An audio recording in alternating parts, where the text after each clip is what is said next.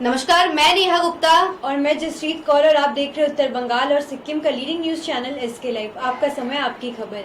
Ministry of health and family welfare government of India के हिसाब से कंफर्म केसेस है 7,19,665, एक्टिव है 2,59,557, क्योर हो चुके हैं 4,37,947, डेथ हो चुकी है 20,160 की।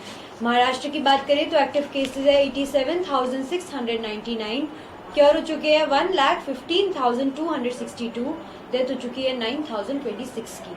दिल्ली की बात करें तो एक्टिव केसेस है 25,620, क्योर हो चुके हैं 72,088, डेथ हो चुकी है 3,115 की। वेस्ट बंगाल की बात करें तो एक्टिव केसेस है 6,973, क्योर हो चुके हैं 17,235, डेथ हो चुकी है 779 की। सिक्किम की बात करें तो एक्टिव केसेस है 60, क्योर हो चुके हैं 65 और डेथ हो चुकी है 0 की। और इसी तरह अगर हम बात करें बीते 24 घंटे की या फिर इसके बाद अभी की बात करें, पहले हम आपको बताते हैं कि कल की जो रिपोर्ट के अनुसार सिलीगुड़ी नगर निगम से 40 कोरोना के मामले सामने आए थे और इसके अलावा 11 मामले संलग्न इलाकों से, संलग्न जिलों से आए थे। कुल मिलाकर के 51 मामले जो है वो अभी तक रिकॉर्ड तोड़ मामले सामने आए थे और ठीक इससे इसी तरीके से जो है आज मामले फिर से दोबारा सामने आए हैं। सिलीगुड़ी नगर निगम से कुल मिलाकर के आज 34 मामले जो है कोरोना के वो पॉजिटिव आए हैं और इसके अलावा इनके संलग्न इलाकों से मिलाकर के 7, यानी कि कुल मिलाकर के 41 मामले जो है वो देखे जा रहे हैं सिलीगुड़ी और इसके संलग्न इलाकों से। इसी में हम आपको बता दें कि माटीगरा से 1, नक्सलबाड़ी से 1 और फांसीदेवा से 1, दार्जिलिंग जिले से 2 आए हैं, जिसमें से रामकृष्ण कॉलोनी से 1 और भारत नगर इलाके से 1 रिपोर्ट जो है कोरोना की पॉजिटिव आ रही है। जलपाईगुड़ी की बात करें तो साउथ शांति नगर से 1 और ईस्ट माझाबारी से 1, यानी कि 2 रिपोर्ट यहां से सामने आ रही है। और इसके अलावा अगर सिलीगुड़ी नगर निगम की बात करें तो वार्ड नंबर 14 से 2, वार्ड नंबर 11, 15 और 16 से 1 रिपोर्ट कोरोना के सामने आ रहे हैं। इसके अलावा वार्ड नंबर 25 और 26 से 2 रिपोर्ट, वार्ड नंबर 27 से अकेले और सबसे ज्यादा आज 5 रिपोर्ट सामने आए हैं। वार्ड नंबर 37 से 2 और वार्ड नंबर 35 से 1, वार्ड नंबर 38 से 1, वार्ड नंबर 39 से 2, वार्ड नंबर 4 से 3, वार्ड नंबर 40 से 1, वार्ड नंबर 44 से 2, 45 से 2, वार्ड नंबर 5 से 4 और वार्ड नंबर 6 और 8 नंबर वार्ड से 1 रिपोर्ट जो है कोरोना के वो पॉजिटिव आए हुए हैं। और इसी के साथ हम आपको बता दें कि एनजीपी में जो INTT UC TMC के जो सक्रिय नेता है श्रमिक संगठन के,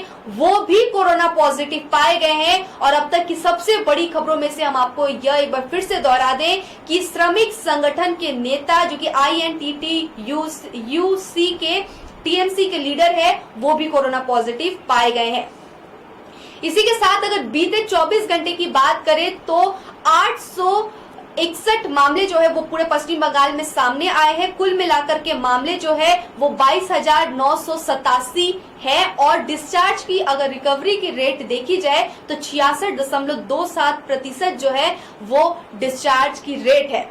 आगे बढ़ते हुए दार्जिलिंग की अगर हम बात करें तो दार्जिलिंग में कुल मामले 647, 437 ठीक, 10 की मौत और 200 सक्रिय मामले चल रहे हैं। कालिम्पोंग की बात करें तो 56 कुल मामले, 51 ठीक, 1 की मौत और 4 सक्रिय मामले। जलपाईगुड़ी की बात करें तो 402 कुल मामले, 324 जो है वो ठीक हो चुके हैं, 2 लोगों की मौत और 76 मामले सक्रिय चल रहे हैं।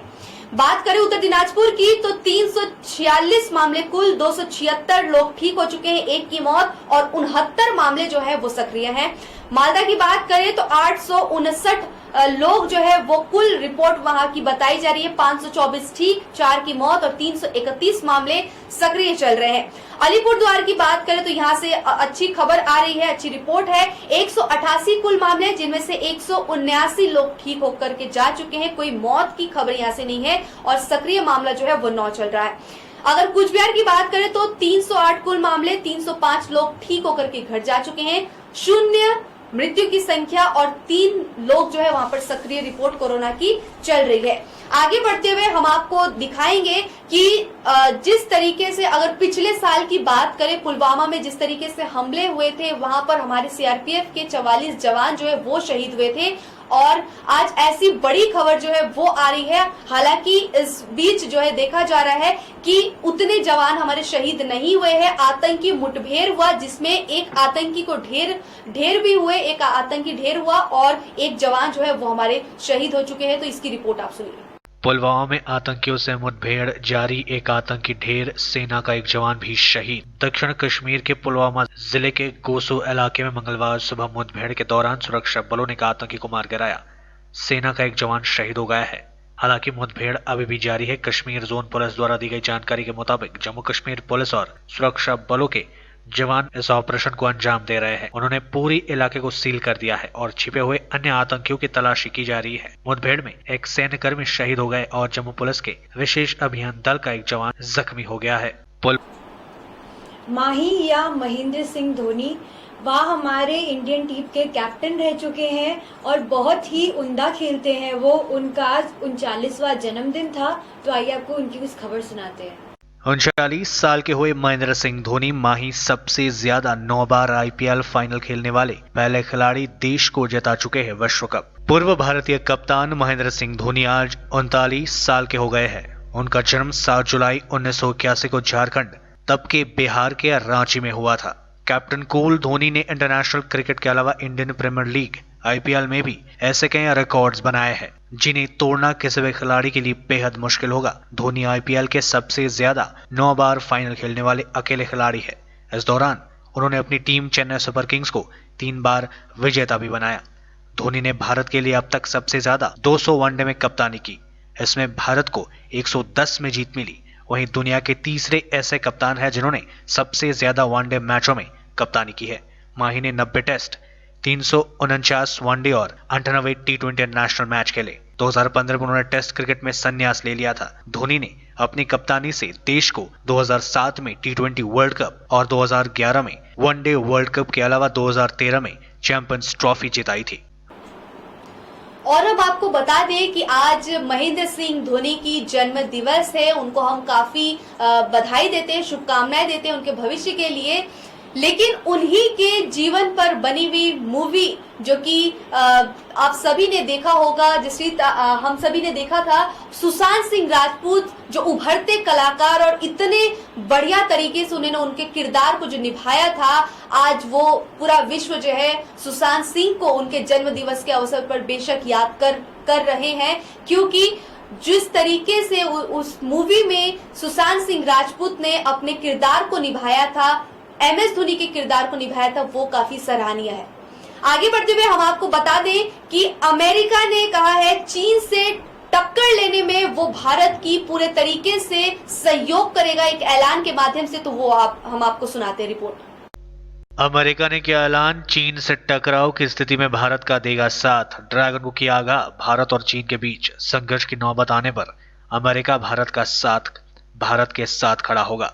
यह बात व्हाइट हाउस के chief of staff mark meadows ने दक्षिण चीन सागर में अमेरिकी उपस्थिति को मजबूत करने के लिए 2 एयरक्राफ्ट कैरियर की तैनाती की बात कही। उन्होंने कहा कि अमेरिका सेना अपने रिश्तों को निभाने के लिए मजबूती से डटी हुई है। यह चाहे भारत चीन का मामला हो या दुनिया में कहीं और किसी संघर्ष का मामला हो। उन्होंने कहा कि हमारा संदेश साफ है। मार्क मेडोज ने कहा कि हम तमाशाबीन बनकर किसी और महाशक्ति को बागडोर संभालते नहीं देख सकते, या चाहे इस क्षेत्र की बात हो या दुनिया में कहीं और की। फॉक्स न्यूज से बातचीत में मार्क ने बताया कि हमारा संदेश साफ है, हमारी सेना मजबूत है और मजबूत बनी रहेगी। मार्क को बताया गया कि भारत ने चीन से खूनी झड़प के कारण 59 चाइनीज ऐप पर पाबंदी लगा दी है। तो नेपाल ने दी ऐसी कुछ धमकी भारत को, कहा कि तट बांध तोड़ देंगे वह, और ऐसी कुछ धमकी दी जा रही है भारत को। तो आपको वहां की खबर सुनाते हैं। नेपाल ने भारत को दी तटबंध तोड़ने की धमकी, बिहार में बाढ़ का खतरा हो सकता है भारी नुकसान। नेपाल के रौतहट जिले प्रशासन ने बंजराहा के पास भारतीय सीमा में नो मैन्स लैंड से सटे हुए लाल बैकिया नदी के तटबांध के एक हिस्से को हटाने अन्यथा इसे तोड़ने की चेतावनी दी है। नेपाल का दावा है कि बिहार सरकार के जल संसाधन विभाग ने 2 मीटर चौड़ा कर 200 मीटर लंबा तटबांध नो मैंस लैंड के को अतिक्रमण कर बनाया है। नेपाल ने कहा कि इसे नहीं हटाया गया तो तोड़ दिया जाएगा। इधर खतरा इस बात का है कि बरसात के इस मौसम में अगर तटबांध को हटाया गया तो इलाके के लोगों को बाढ़ से जान माल का भारी नुकसान उठाना पड़ेगा। मालूम हो कि अधवारा सामूह की लाल बेकिया नदी में या वही तटबांध है जिसकी मरम्मत को नेपाल के सुरक्षा कर्मियों ने पिछले दिनों रोका था। बागमती प्रमंडल के कार्यपालक अभियंता जमील अनवर ने बताया कि तटबांध हटाने का ऐसा कोई निर्देश उन्हें नहीं मिला है। अभी वहां बाढ़ व कटाव निरोधक कार्य में लगे हैं। उन्होंने किसी तरह की मापी किए जाने की जानकारी। और आगे बढ़ते हुए हम आपको बता रहे हैं कि सिक्किम के जो मल्ली इलाका है वहां पर जो लोग अवैध तरीके से प्रवेश कर रहे हैं, उसी मुद्दे को लेकर के वहां के एक स्थानीय संगठन ने आज प्रेस कॉन्फ्रेंस करते हुए क्या कहा वो सुनिए। सिक्किममा मल्ली चेकपोस्टबाट अवैध प्रवेश काण्डलाई लिएर जनविरोध र जनआक्रोश अझै थामेको छैन। यसै क्रममा सामाजिक कार्यकर्ता तथा सिक्किम सब्जेक्ट कमिटिका उपसंयोजक नवीन किरण प्रधानले सोमबार पत्रकार सम्मेलन गरी सिक्किम पुलिसको स्पष्टीकरण नाटकीय रहेको ठोकुवा गरेका छन्। प्रधानले सिक्किम पुलिसका डाइरेक्टर जेनरल र मुख्य सचिव साथै राज्य सरकारलाई समेत कटघरामा उभ्याएका छन्। यस कोभिड संक्रमण कालमा कोही पनि अवैध र गैर कानूनी रूपमा राज्यभित्र पस्छ भने उनीमाथि एटेम्प्ट टु मर्डर धारा लगाएर कानूनी कारबाही गरिनेछ भन्ने आफ्नो वचनलाई मुख्यमन्त्री पीएस गोलेले पूरा गरेर देखाउनु पर्ने कमिटिका उपसंयोजक नवीन किरणले माग गरेका छन्। माननीय मुख्यमन्त्रीले रम्फूबाट के भन्नुभएको थियो, कोही पनि सिक्किममा पस्नु पाउँदैन, रुल्स एन्ड रेगुलेसन्सले मात्रै चाहिँ सिक्किममा भित्रिनु पाउँछ, चाहे त्यो मेरै आफ्नै घरको परिवारको क्यों न सदस्य होस्, पाउँदैन भनेर भन्नुभएको थियो। आज जुन चाहिँ प्रकारको चाहिँ एक्जिट र इन र आउटमा त्यति बुझ्नु नसक्ने, तपाईहरुले बुझ्नु सक्दैन होला, तर त्यो एउटा उहिलेको एउटा मुभी एउटा पिक्चर छ, त्यो ये पब्लिक ये सब जानती है, ये तो पब्लिक है भन्ने खालको कुरा छ नि। र आजभन्दा 1.5-2 महिना अगाडि जुन चाहिँ आजको हाम्रो मुख्यमन्त्रीले भन्नुभएको थियो, त्यो सबै त्यो टिप्पणीहरू चाहिँ खोक्रो साबित भएको छ। नेमो जुडक्स इन्कोजा स अथवा इन्कोजा स अथवा स्वको इन्कोजा, यसले चाहिँ के भन्दछ भन्दाखेरि चाहिँ नो पर्सन क्यान बी जज फर हिमसेल्फ। उम्ली कहाँनिर उठ्दैछ भन्दा उम्ली उठ्यो नि त, चिफ सेक्रेटरी र डिजिपी माथि उम्ली उठ्यो नि त। हामीले उम्ली उठाएको हैनौँ, तर उम्ली उठ्यो नि त। उम्ली उठेको भनेर भन्दाखेरि चाहिँ दुईजनाले नै आफ्नो चाहिँ लिभमा जानुपर्ने हो, सुमोटो एकदम आफै लिभमा जानुपर्ने हो, अथवा लिभमा गएन भने चाहिँ सरकारले उहाँलाई चाहिँ ड्युटीदेखिको एकछिन टाढो राखेर चाहिँ गहन प्रकारले यो जाँच गर्नुपर्ने हो। हामीले डे 1 देखिको हामीले पहिलो दिनदेखिको यो 1 तारिक दिनको घटनादेखिको हामीले के माग गरेका छौँ भन्दा चाहिँ जुडिसियल इन्क्वायरी हुनुपर्छ। यो एक्जिक्युटिभको भन्नाले चाहिँ सिक्किम प्रहरीको टप, तपाईहरुको माझ हामीले अस्तिको पत्रकार सम्मेलन देख्यौँ, डिआइजी साहबले प्राय तपाईको प्रश्नहरूलाई तेर्साएर यो म उत्तर दिनु सक्दिनँ किनकि मेरो बसको कुरा छ भनेर भन्नुभयो। साँचो हो, उहाँले भन्नुभएको साँचो हो, उहाँको बसको कुरा छ भनेर भन्दाखेरि चाहिँ जुन चाहिँ जाँच पडताल हुन्छ त्यसको चाहिँ सही रिपोर्ट आउँछ भनेर चाहिँ हामी कसरी विश्वास गर्नु। सिक्किममा कोरोना का संक्रमण जिस तरीके से बढ़ रहा है, जिस तरीके से इसके दरों में लगातार इजाफे हो रहे हैं, लेकिन हम यह भी देख सकते हैं कि रिकवरी रेट्स जो कि है उनमें काफ़ी सुधार आ रहा है और हम देख सकते हैं कि एक्टिव केसेस से ज़्यादा बेहतर है हमारे रिकवरी रेट्स। तो इसी से कोरोना से जंग जीतकर लौटे अपने घर अशोक भट्टाचार्य जी, तो आपको वहाँ की कुछ तस्वीरें दिखाते हैं। कोरोना से जंग जीतकर घर लौटे अशोक नारायण भट्टाचार्य, कोविड-19 का हुआ सफल इलाज, अस्पताल से मिली छुट्टी। सिलीगुड़ी शहर के लिए अच्छी खबर। सिलीगुड़ी के विधायक तथा नगर निगम के मुख्य प्रशासक अशोक नारायण भट्टाचार्य कोरोना को मात देकर सोमवार को अपने घर लौट आए। हालांकि चिकित्सकों ने उन्हें 14 दिनों के लिए होम क्वारंटाइन में रहने की सलाह दी है। भट्टाचार्य कोरोना संक्रमित होने के बाद से माटीगढ़ स्थित एक नर्सिंग होम में चिकित्साधीन थे। विधायक अशोक नारायण भट्टाचार्य के स्वस्थ होकर घर लौटने के बाद उनके चाहने वालों में खुशी की लहर देखी जा रही है। लोगों ने उनकी गाड़ी में फूलों की बरसात कर गर्मजोशी के साथ उनका स्वागत किया। गौरतलब है कि आज नर्सिंग होम से छुट्टी मिलने के बाद अशोक नारायण भट्टाचार्य हिलकाट रोड स्थित पार्टी कार्यालय अनिल विश्वास भवन में पहुंचे। वहां वे अपने समर्थकों एवं पार्टी कार्यकर्ताओं से मिले। बता दें कि कुछ दिनों पहले अचानक तबियत बिगड़ने के बाद अशोक नारायण भट्टाचार्य की कोरोना टेस्ट किया गया था, जिसके रिपोर्ट्स नेगेटिव पाई गई थी, लेकिन दूसरी बार उनके रिपोर्ट पॉजिटिव आने के बाद उन्हें माटीगढ़ स्थित एक नर्सिंग होम में भर्ती कराया गया था। कुछ दिनों तक चले इलाज के बाद कोरोना रिपोर्ट नेगेटिव आने के बाद उन्हें आज नर्सिंग होम से छुट्टी दे दी गई है। জানাচ্ছি আমি কারোর নাম বলছি না হাসপাতালের একেবারে উচ্চতম ডাক্তার থেকে সাধারণ একজন সাফাই কর্মী পর্যন্ত প্রত্যেকে এত আন্তরিকতা আমি এটা বারবার করে শুনতাম যে দে আর দ্য ফ্রন্টলাইন ফাইটার। যে ফ্রন্টলাইন ফাইটার কথাটা আমার খুব ভালো লেগেছে। একজন নার্সিং স্টাফ গ্লোরি কালকে আমাকে সুন্দর একটা হোয়াটসঅ্যাপ করে বলেছে ইউ ফট লাইক এ ওয়ারিয়ার।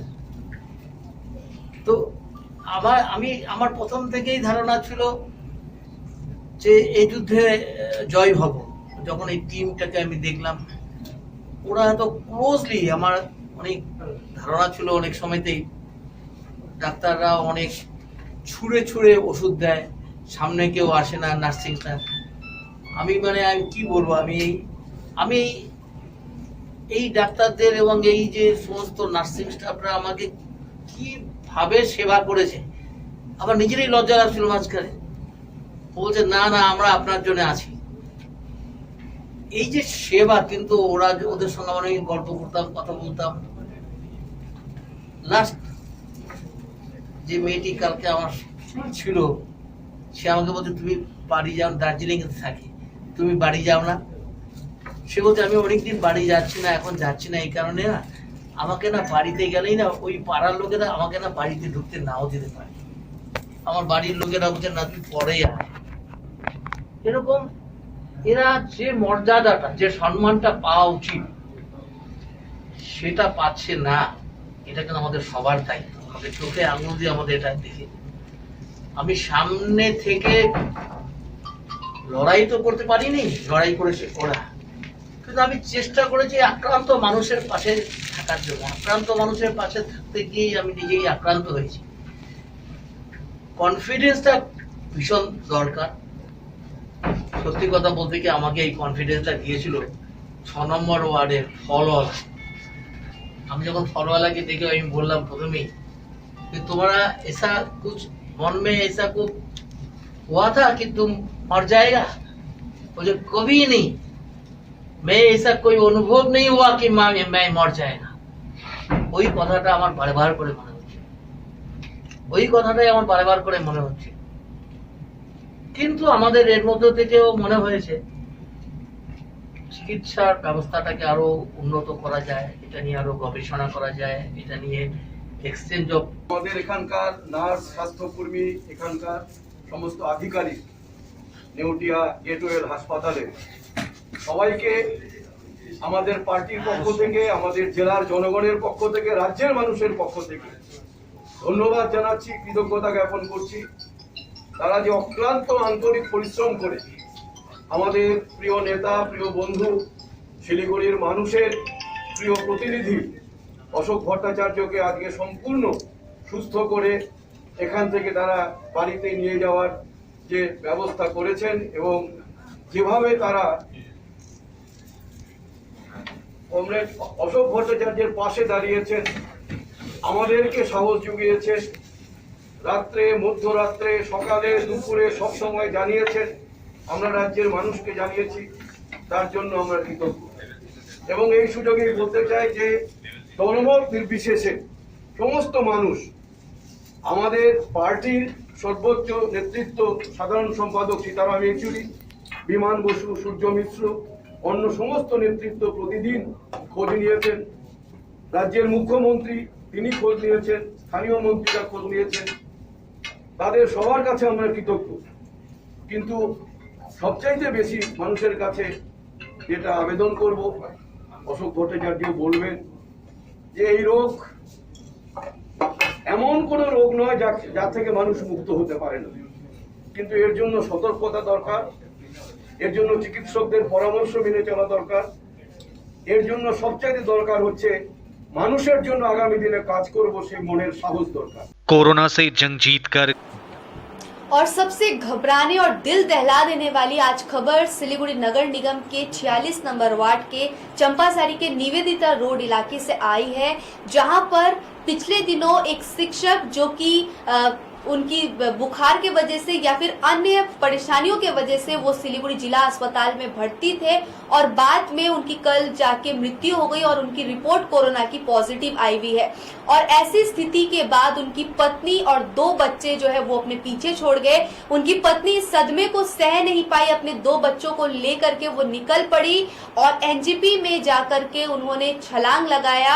जो ओवर फुट ब्रिज होता है, फुट ओवर ब्रिज माफ कीजिएगा, वहां से उन्होंने छलांग लगाया और उसके बाद आत्महत्या करने की कोशिश की अपने 2 बच्चों के साथ। बाद में जब उनके स्थानीय लोगों की मदद से और उनके जब घर वालों को पता चला तो वो उनको ले जाके माटीगरा स्थित एक निजी अस्पताल में भर्ती कराए। और ये एक सनसनीखेज खबर जो है वो सिलीगुड़ी में देखी गई। तो वहां के परिजनों का, उनके परिजनों का क्या कुछ कहना है और क्या स्थिति है वो हम आपको दिखाते हैं। श्रीकांत महतो घटना थी, उनका थोड़ा फेफड़ा में प्रॉब्लम था, वो 4-5 दिन पहले से हो रहा था। तो कुछ डॉक्टर इधर उधर से देखा हल्का फुल्का, नहीं हुआ ठीक, तो कुछ लोग बोला से चलिए वहाँ एडमिट हो जाने से ठीक हो जाता है, वहीं लेके चलते हैं। वहाँ ले जाने के बाद में कोरोना % में डाल दिया लोग। कोरोना है नहीं लेकिन डाला गया उसको बरजोड़ी। जब तक रिपोर्ट नहीं आएगा, जब तक कोई ट्रीटमेंट नहीं होगा, आपको ले जाना है तो ले जाइए, अपना रिस्क पे ले जाइए, कागज दिया साइन कीजिए, इस पे लेके जाइए। हम हॉस्पिटल में थे, हम से ऐसे तो नहीं होता है, ऐसे नहीं होता है, कहीं से कुछ नहीं होगा। आपको जो मर्जी है वहाँ से बोला गया जो मर्जी वो कीजिए, हम नहीं लगाएंगे ट्रीटमेंट। और तो यहाँ वहाँ फोनाफोनी हुआ, बातचीत हुआ, बड़ा ऑफिसर लोग से बातचीत हुआ, तो लोग फोनाफानी किया तो थोड़ा सा नहीं नर्स के बोल के उसको थोड़ा ट्रीटमेंट किया तो ऑक्सीजन लगाया मुंह में। ऑक्सीजन लगाने के बाद में ऑक्सीजन से थोड़ी कितना दिन आदमी जिएगा, ट्रीटमेंट तो मेन बीमारी का हो ही नहीं रहा। इसके बाद में वहाँ से जनरल वार्ड से उतार के ले गया CC1 में। CC1 में ले जाने के बाद में कहा तो हम उतना ही में हमको दिमाग में आया, हम जा रहे प्राइवेट में ले जाएंगे, तो हम आए नर्सिंग होम में। यहाँ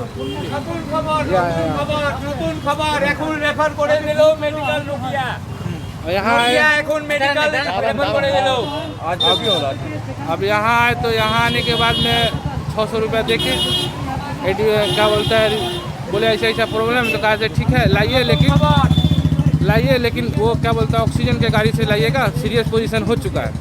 जब तक हम लोग चलाए 2 लेडीज़ था वहाँ बैठा हुआ, 2 लेडीज़ था, उनको क्या न क्या पट्टी पढ़ाया लोग वहाँ के आदमी लोग, ताकि वहाँ से उतार के CC1 में डलवा दिया। CC1 में डलवाने का मतलब स्थिति गंभीर हो गया वहाँ।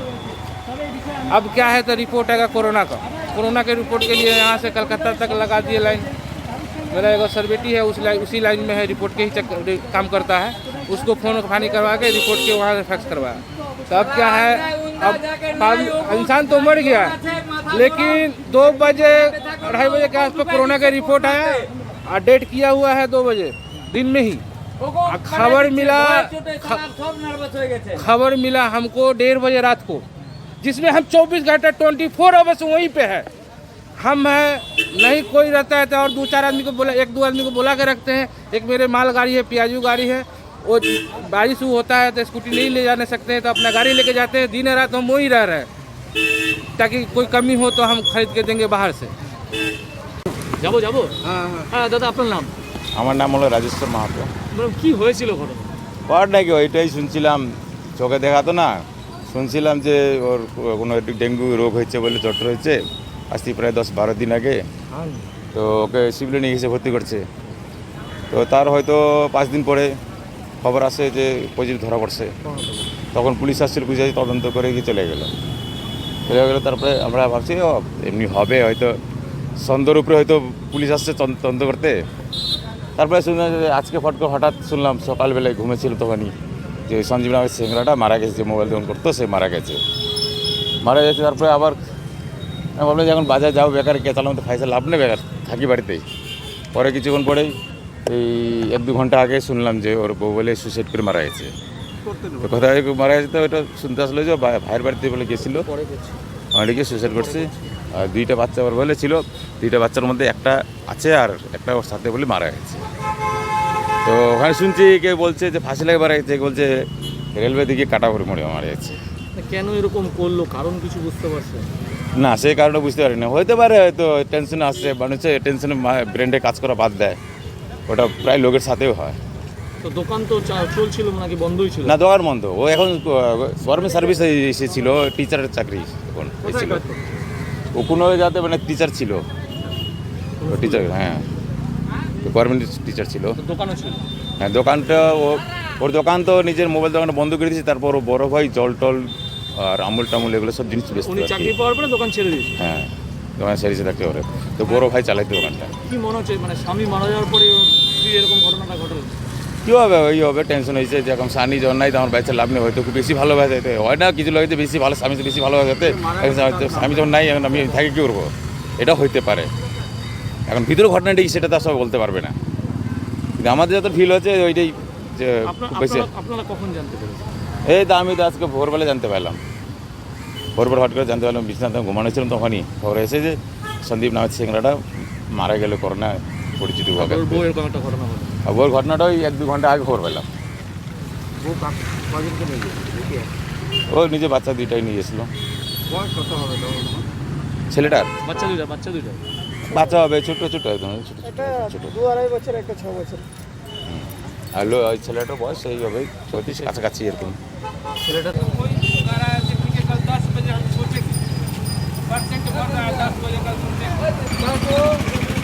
अंतिम संस्कार देने जा रहा था, उसका लड़का को पुलिस पकड़ के ले गया, उसको छुड़ा के उस लड़का को लेके हॉस्पिटल गया था अंतिम संस्कार देने। मैं गया था, मेरा नाम दिनेश महतो।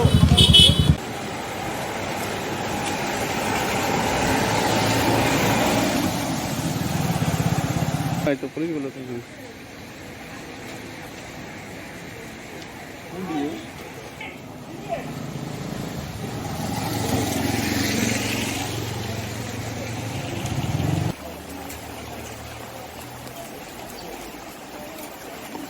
কোনটা বাড়ি?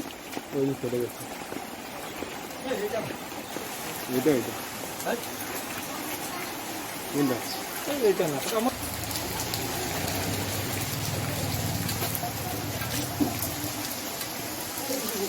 এই বাড়ির ভিতরে আছে, আছে এটা নিয়ে গেছে। রিপোর্ট দাও।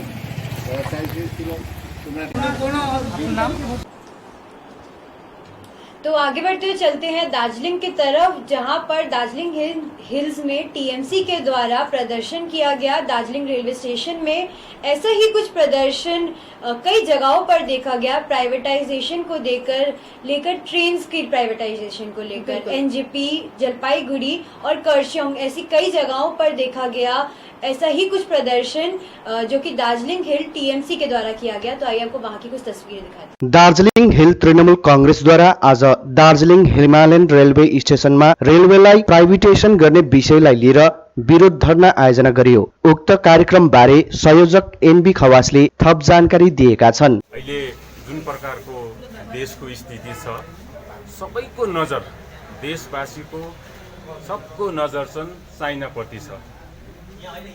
त यति बेला देशको नेतृत्वको, देश सरकारको पनि ध्यान चाहिँ चाइनापट्टि नै हुनुपर्ने। तर यहाँ के देख्दैछ भने जनताको नजर मात्रै चाइनापट्टि छ, तर देशको सरकारको नजर भने चाहिँ कसरी रेलवेलाई प्राइभेटाइज गर्नुपट्टि छ। र हालैमा सुन्न पायो कि 109वटा ओरिजिन डेस्टिनेसनको पेर रुटमा 105वटा ट्रेन चलाउनुको निम्ति प्राइभेट पार्टीहरूको योग्यताको आवेदन आमन्त्रण गरेको छ। यसले सोझो बुझ्यो अब इन्डियन रेलवेज प्राइभेटाइजेसनतिर जाँदैछ र यसको हामी चाहिँ घोर विरोध गर्नुको लागि आज हामी यहाँ भेला भएको।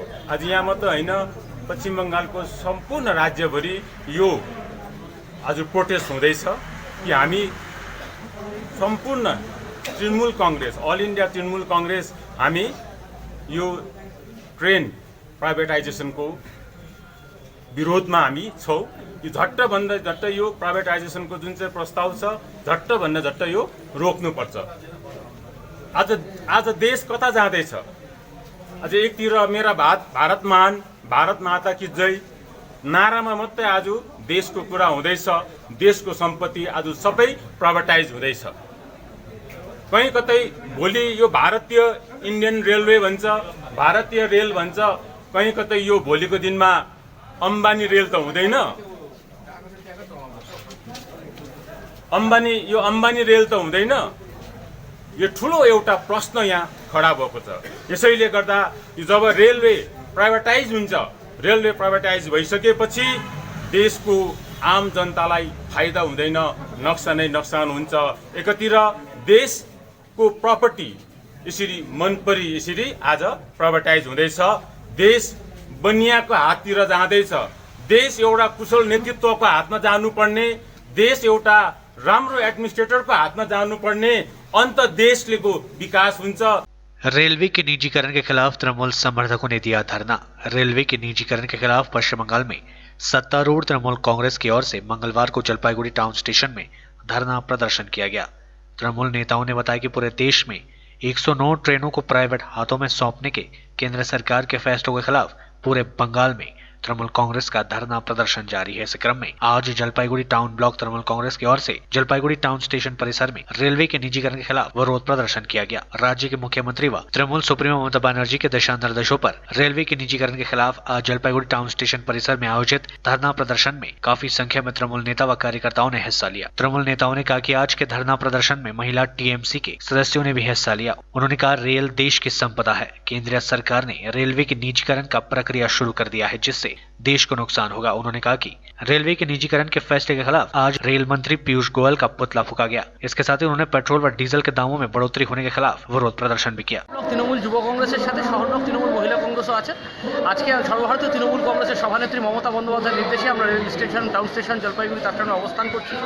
তার কারণ হচ্ছে যে ভারতবর্ষের সম্পদ হচ্ছে রেল ইন্ডাস্ট্রি। সেই রেল ইন্ডাস্ট্রির 109টি রুটকে বেসরকারি করে দিয়েছেন নরেন্দ্র মোদী। তাই জন্য আজকে জলপাইগুড়ি শহরব্লক তৃণমূল যুব কংগ্রেস রেলমন্ত্রী পীযূষ গোয়েলের কুশপুত্তলিকা দাহ করে বলল same same Piyush Goyal, same same Narendra Modi. আজকে চীনের পাকিস্তানের বিরুদ্ধে সার্জিক্যাল স্ট্রাইক আর চীনের বিরুদ্ধে ডিজিটাল স্ট্রাইক। আজকে আবার 20 জন সৈনিক প্রাণ দিয়েছে। আমরা ভারতের সৈন্যের পাশে সবসময় তৃণমূল কংগ্রেস রয়েছে।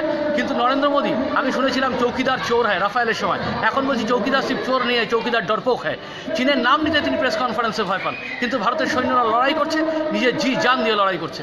আর একটা কথা বলি, যখন সারা বিশ্বে ক্রুড অয়েলের দাম কমেছে, ট্রেন কম চলছে, বাস কম চলছে, গাড়ি কম চলছে, তখন তেলের চাহিদা যখন কম, তখন কি করে পেট্রোলের দাম 81 টাকা হয়, কি করে ডিজেলের দাম 70 টাকা হয়? তার কারণ কেন্দ্রীয় সরকার সেচ বসাচ্ছে। জেনে রাখবেন, ইনকাম ট্যাক্স বা জিএসটিতে প্রত্যেক খালে রাজ্যের ভাগ থাকে, কিন্তু সেচ বসালে রাজ্যের কোনো ভাগ থাকে না। যুক্তরাষ্ট্রীয় পরিকাঠামোকে তছনছ করে দিয়েছে এই নরেন্দ্র মোদী, অমিত শাহ, পীযূষ গোয়েল, রাজনাথ সিংরা। তার পিএম কেয়ারের মতো এত বড় দুর্নীতি ভারতবর্ষে আর কোথাও নেই। জেনে রাখবেন, এই টাকা 5 জন ট্রাস্টি এবং সেখানে টাকা জমা দিলে নাকি ইনকাম ট্যাক্সের ছাড় পাওয়া যায়। কী করে ছাড় পাওয়া যায়? আজকে পৌরসভা যদি এরকম চেয়ারপারসন কেয়ার ফান্ড করে, সেখানে যদি কেউ ডোনেশন দেয়, তাহলে কি তার প্রপার্টি ট্যাক্স থেকে ছাড় পাবে? চূড়ান্ত দুর্নীতি চলছে। কনসলিডেটেড ফান্ডে ওই টাকা জমা পড়ছে না। কম্পিউটার অডিটার জন্য অডিট করতে পারবে না। শতাব্দীর সবচেয়ে বড় দুর্নীতি করেছেন নরেন্দ্র মোদী। देशকে বাঁচাতে গেলে मोदी हिल तृणमूल कांग्रेसले आजदेखि पहाडमा केन्द्र सरकारको नीति विरुद्धमा विरोध प्रदर्शन सुरु गरेको छ। आज हिल तृणमूल कांग्रेसको तर्फबाट खरसाङको रेलवे स्टेशन परिसरमा विरोध प्रदर्शन गरेका छन्।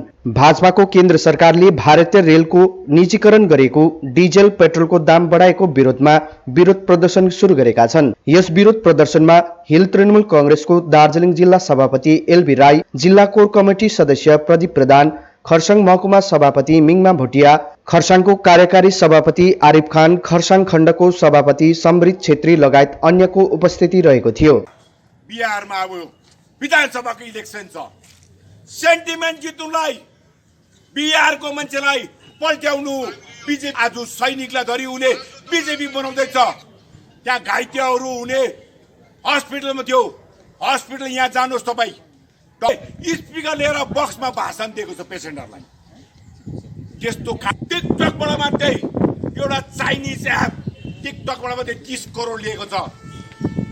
आज मोदीले प्राइम मिनिस्टर केयर फन्डमा, आज मोदीले पेटिएमबाट 500 करोड लिएको छ। ओलाबाट लेख्छ, ओएबाट लेख्छ छ। खरसाङको जनतालाई जवाब माग्दैछ।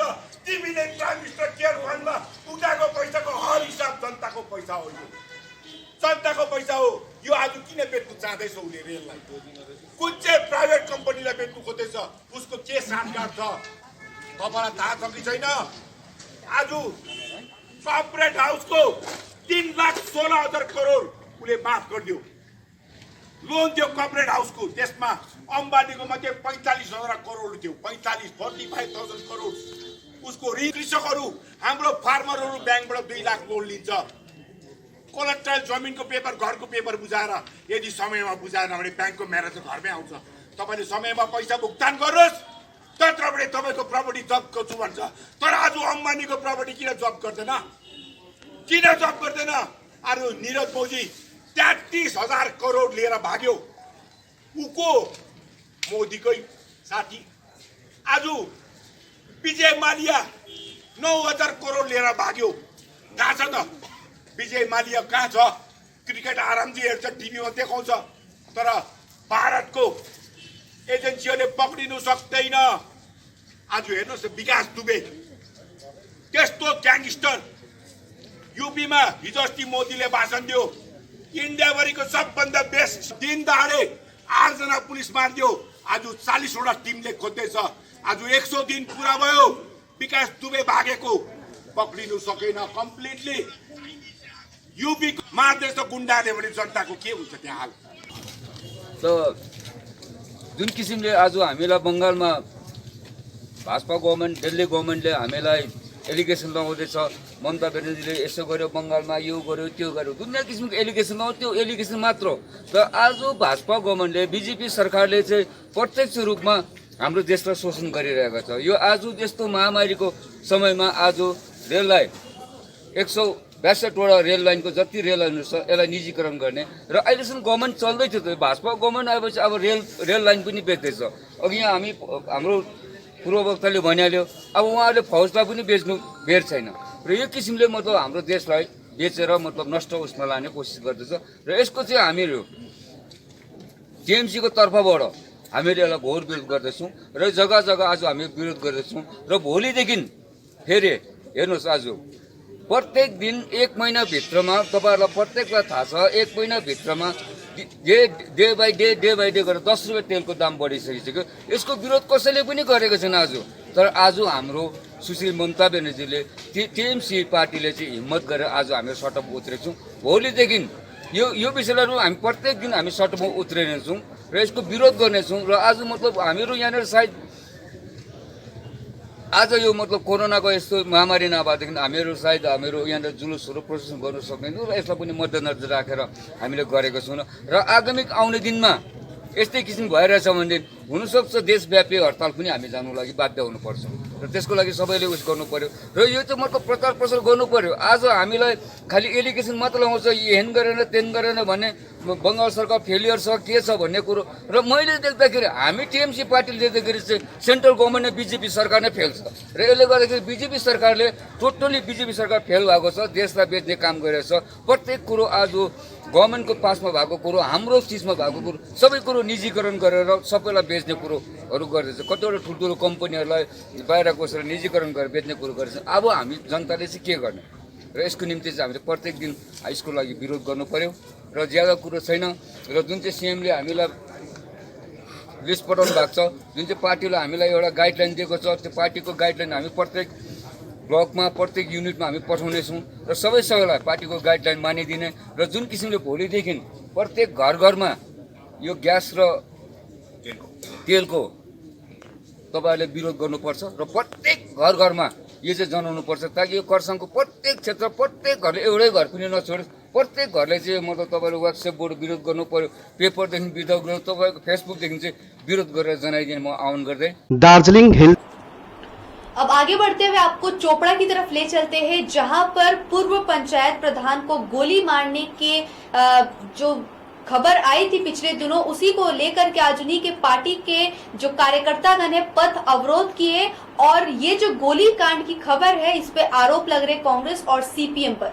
पूर्व प्रधान को गोली मारने की घटना के खिलाफ तृणमूल कांग्रेस ने किया बंद का आह्वान। गोली लगने से पूर्व प्रधान समेत 2 तृणमूल कांग्रेस कर्मी हुए थे घायल। घटना के पीछे कांग्रेस सीपीएम गठबंधन समर्थित बदमाशों का हाथ होने का आरोप।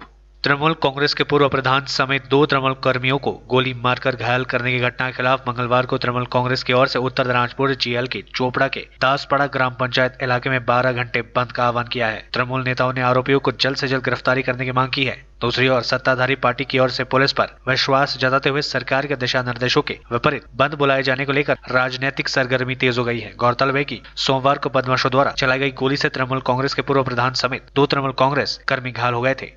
चोपड़ा थाने के गेड़ाबाड़ी बाजार इलाके में कल इस घटना के बाद से इलाके में काफी तनाव देखा गया। घायल तृणमूल कांग्रेस कर्मियों के नाम अब्दुल हुसैन व मुस्तफा कमाल है। दोनों स्थानीय अंबिकानगर इलाके के रहने वाले हैं।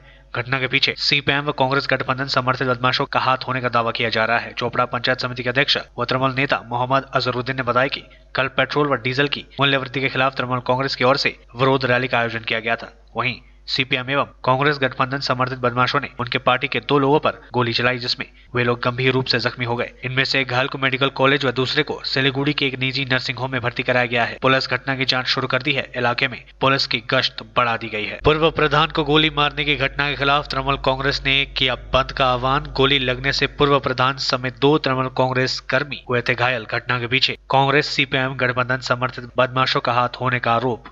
तृणमूल कांग्रेस के पूर्व प्रधान समेत 2 तृणमूल कर्मियों को गोली मारकर घायल करने की घटना के खिलाफ मंगलवार को तृणमूल कांग्रेस की ओर से उत्तर दिनाजपुर जेएल के चोपड़ा के दासपाड़ा ग्राम पंचायत इलाके में 12 घंटे बंद का आह्वान किया है। तृणमूल नेताओं ने आरोपियों को जल्द से जल्द गिरफ्तारी करने की मांग की है। दूसरी ओर सत्ताधारी पार्टी की ओर से पुलिस पर विश्वास जताते हुए सरकार के दिशा निर्देशों के विपरीत बंद बुलाए जाने को लेकर राजनीतिक सरगर्मी तेज हो गई है। गौरतलब है कि सोमवार को बदमाशों द्वारा चलाई गई गोली से तृणमूल कांग्रेस के पूर्व प्रधान समेत 2 तृणमूल कांग्रेस कर्मी घायल हो गए थे।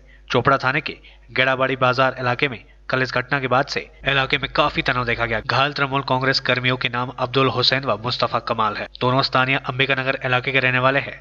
घटना के पीछे सीपीएम व कांग्रेस गठबंधन समर्थित बदमाशों का हाथ होने का दावा किया जा रहा है। चोपड़ा पंचायत समिति के अध्यक्ष व तृणमूल नेता मोहम्मद अजहरुद्दीन ने बताया कि कल पेट्रोल व डीजल की मूल्य वृद्धि के खिलाफ तृणमूल कांग्रेस की ओर से विरोध रैली का आयोजन किया गया था। वहीं सीपीएम एवं कांग्रेस गठबंधन समर्थित बदमाशों ने उनके पार्टी के 2 लोगों पर गोली चलाई, जिसमें वे लोग गंभीर रूप से जख्मी हो गए। इनमें से एक घायल को मेडिकल कॉलेज व दूसरे को सिलीगुड़ी के एक निजी नर्सिंग होम में भर्ती कराया गया है। पुलिस घटना की जांच शुरू कर दी है। इलाके में पुलिस की गश्त बढ़ा दी गई है। पूर्व प्रधान को गोली मारने की घटना।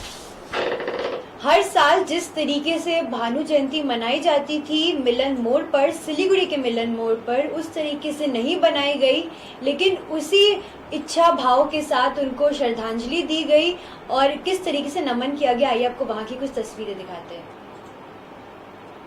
मिलनमोड भानु जयन्ती समारोह समितिले वर्तमान समयमा कोरोना भाइरसको वैश्विक महामारीलाई मध्यनजर राख्दै यसचोटि आदिकवि भानुभक्त आचार्यको जन्म जयन्ती केवल औपचारिक रूपमा पालन गर्ने तय गरिएको समितिको पक्षबाट कोषाध्यक्ष शिव कटवालले जनाएका छन्। सम्पूर्ण भाषा साहित्य संस्कृति तथा समितिका संरक्षक लगायत जनमानसलाई उक्त दिन 10 बजे बिहान मास्क अनि सामाजिक दूरत्वलाई पालन गरी मिलनमोड स्थित शालिग परिसरमा उपस्थित भइदिने आग्रह गरेका छन्। यसको साथै मिलनमोड भानु जयन्ती समारोह समितिले आफ्नो फेसबुक पेजको माध्यमद्वारा 2वटा वर्गमा अनलाइन आवृत्ति प्रतियोगिता आयोजना गर्ने पनि जानकारी दिएका छन्, जसमा जुनियर प्रतियोगितामा 4औं श्रेणीसम्मका विद्यार्थीले अंशग्रहण गर्न सक्नेछन् भने अर्को वर्गमा 5औं श्रेणीदेखि माथिका विद्यार्थीहरूले अंशग्रहण गर्न सक्ने भएका छन्। उक्त प्रतियोगितामा उत्कृष्ट अङ्कले सफल हुने विद्यार्थीहरूलाई आयोजक समितिको पक्षबाट पारितोषिक प्रदान गरिने समितिको पक्षबाट कोषाध्यक्ष शिव कटवालले जानकारी दिएका छन्। यसपालि यो महामारी कोभिड-19 को कारणले गर्दा भानु जयन्ती समारोह समितिले सधैँ वर्ष चाहिँ यसपालि भव्य रूपमा भानु जयन्ती नमनाइने निर्णय गरिएको छ र यसपालि हामीले 13 तारिक अथवा 29 असार 29 गतेको दिन स्थानीय मिलनमोडको भानु शालिगमा भेला भएर माल्यार्पण या साधारण रूपमा औचित्य रूपमा मनाइने तथा उक्त दिन हामीहरूले सधैँ चाहिँ नानीहरूलाई हामी प्रतियोगिता राख्थ्यौँ, कुनै हाम्रो भाषा संस्कृति हिज्जे प्रतियोगिता, त्यो नगरी यसपालि हामीले अनलाइन कविता आवृत्ति प्रतियोगिता राख्न गइरहेछौँ, जसमा भानुभक्तद्वारा रचित कविताको आवृत्ति गर्नुपर्ने हुनेछ र यसमा क्लास 5 मतलब 5औं कक्षासम्मकोलाई जुनियर र त्यहाँदेखि जति कक्षा हुन्छन् उनीहरूलाई सिनियर ग्रुपमा राखेर हामी अनलाइन प्रतियोगिता राख्न गइरहेछौँ र यो अनलाइन प्रतियोगिता चाहिँ हाम्रो आफ्नै फेसबुक पेज मिलनमोड भानु जयन्ती समारोह समिति मार्फत हुनेछ र यसमा प्रथम दोस्रो तेस्रो जो हुन्छन् उनीहरूको पनि हामी फलाफल पारितोषिक त्यही पेज मार्फत जनाउनेछौँ। सबै उपस्थित महानुभावहरूलाई हाम्रो जो हुनुहुन्छ हाम्रो कमिटीको समितिलाई जो संरक्षण गर्ने संरक्षकहरू जति हुनुहुन्छ या जनसाधारण अतिथिगण सबैलाई उक्त दिन 10 बजे मिलनमोड भानु स्टेज शालिग सामु सोसियल डिस्टेन्सिङ साथै मुखमा मास्क अनिवार्य रूपले लाएर उपस्थित भइदिएर कार्यक्रमलाई सफल तुल्याइदिनु हुने हामी समितिको पक्षबाट हार्दिक आमन्त्रणा गर्दछौँ। मिलनमोड भानु जयन्ती समारोह समितिले वर्तमान समयमा कोरोना भाइरसको वैश्विक महामारीलाई मध्यनजर राख्दै यसोटी आदिकवि भानुभक्त आचार्यको जन्म जयन्ती केवल औपचारिक रूपमा पालन गर्ने तय गरिएको समितिको पक्षबाट कोषाध्यक्ष शिव कटवालले जनाएका छन्। सम्पूर्ण भाषा साहित्य संस्कृति तथा समितिका संरक्षक लगायत जनमानसलाई उक्त दिन 10 बजे बिहान मास्क अनि सामाजिक दूरत्वलाई पालन गरी मिलनमोड स्थित शालिग परिसरमा उपस्थित भइदिने आग्रह गरेका छन्। यसको साथै मिलनमोड भानु जयन्ती समारोह समितिले आफ्नो फेसबुक पेजको माध्यमद्वारा 2वटा वर्गमा अनलाइन आवृत्ति प्रतियोगिता आयोजना गर्ने पनि जानकारी दिएका छन्, जसमा जुनियर प्रतियोगितामा 4औं श्रेणीसम्मका विद्यार्थीले अंशग्रहण गर्न सक्नेछन् भने अर्को वर्गमा 5औं श्रेणीदेखि माथिका विद्यार्थीहरूले अंशग्रहण गर्न सक्ने भएका छन्। उक्त प्रतियोगितामा उत्कृष्ट अङ्कले सफल हुने विद्यार्थीहरूलाई आयोजक समितिको पक्षबाट पारितोषिक प्रदान गरिने समितिको पक्षबाट कोषाध्यक्ष शिव कटवालले जानकारी दिएका छन्।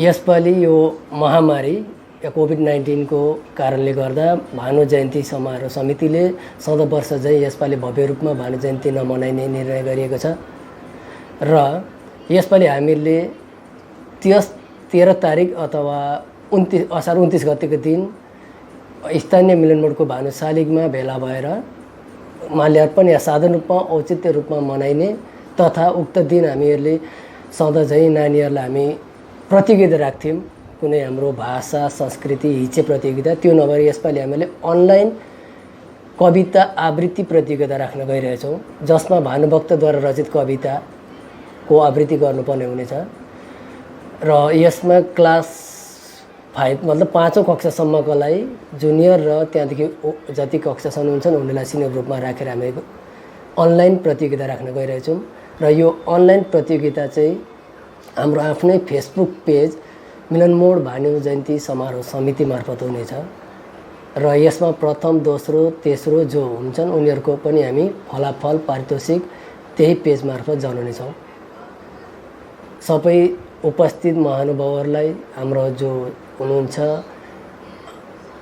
हाम्रो कमिटीको समितिलाई जो संरक्षण गर्ने संरक्षकहरू जति हुनुहुन्छ या जनसाधारण अतिथिगण सबैलाई उक्त दिन 10 बजे मिलनमोड भानु स्टेज शालिग सामु सोसियल डिस्टेन्सिङ साथै मुखमा मास्क अनिवार्य रूपले लाएर उपस्थित भइदिएर कार्यक्रमलाई सफल तुल्याइदिनु हुने हामी समितिको पक्षबाट हार्दिक आमन्त्रणा गर्दछौँ। मिलनमोड भानु जयन्ती समारोह समितिले वर्तमान समयमा कोरोना भाइरसको वैश्विक महामारीलाई मध्यनजर राख्दै यसोटी आदिकवि भानुभक्त आचार्यको जन्म जयन्ती केवल औपचारिक रूपमा पालन गर्ने तय गरिएको समितिको पक्षबाट कोषाध्यक्ष शिव कटवालले जनाएका छन्। सम्पूर्ण भाषा साहित्य संस्कृति तथा समितिका संरक्षक लगायत जनमानसलाई उक्त दिन 10 बजे बिहान मास्क अनि सामाजिक दूरत्वलाई पालन गरी